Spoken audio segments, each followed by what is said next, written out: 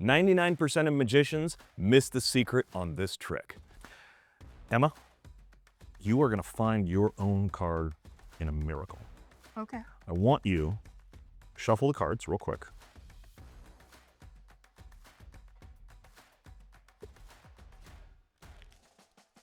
Now give me 10 cards on the table that can be from anywhere in the deck.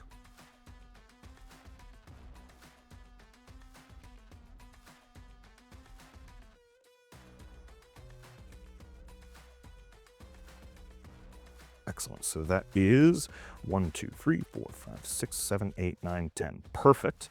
Now, all I want you to do is look at these cards, and I want you to remember one of these. I don't want to know what it is, but remember the card and the position, and we'll count from this direction. So if you remember the ace of clubs, you remember the ace of clubs in 2. But if you remember the 8 of spades, it'd be 1, 2, 3, 4, 1, 2, 3, 4, 5, 6, 7, 8. Just happens to be in that position. Have you got it? Excellent. I'm going to mix these up just a little bit. So I'm going to take these and put them here. And then I don't want to know the card. I just want to know the secret number.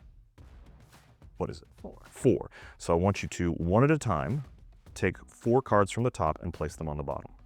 So 1, 2, 3, 4. Now we're going to do something called the under-down deal. You're going to take a card from the top, you're going to put it under, and then you're going to take one card and you're going to put it on the table. Same, repeat that until you're down to 1 card. So that under, down, down. Keep going until you have no card. You've got a single card left. We want to get rid of everything except for 1 card.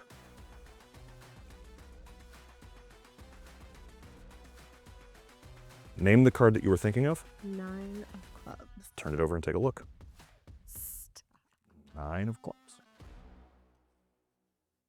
If you like that trick, you should go over to Penguin Magic and check out Divine and Conquer by Leo Reed. It's a fantastic version of something very similar. Before we go any further, my name is Eric Tate. I'm one of the teachers and performers here at Penguin Magic. Do me a favor, hit the like and subscribe button and ring that bell so you'll be notified the next time that we put out free tutorials just like this. Now let's find out the secret to that great trick. One of my favorite things about this trick is that you don't even need a full deck. You can literally just take 10 cards from any deck of cards. So here we got 5 and 10 cards. You then display these cards to the spectator in a little bit of a fan like this. All they have to do is remember the position and the card that they chose in that position, or the card that they chose and the position that it's in. And we count from the back to the front. It's important you do that, not from this side, because it won't work that way. So Emma said 4, let's use 4 as an example. We'll remember the king of diamonds and the number 4. If she had remembered the 8 of hearts, it'd be the 5. If she'd remembered the 5 of spades, it would be position 3. But we're gonna remember 4 and the king of diamonds.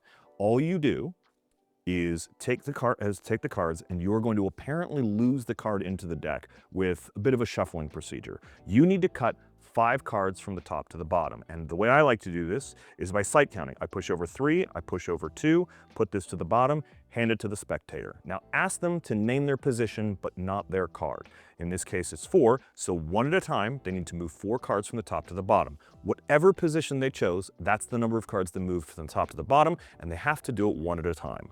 1, 2, 3, 4, and now for what we call the under-down deal. They're going to take 1 card and put it under, and then they're going to put it down. 1 card under, 1 card down, and they're going to repeat this procedure until there's only 1 card left.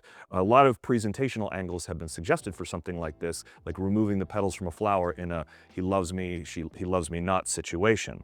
And once you've got down to the remaining card, it's definitely their card. In this case, it's that king of diamonds. All you got to do is remember those procedures and you'll be performing this trick right away. Thanks so much for watching. And as always, we'll see you next time.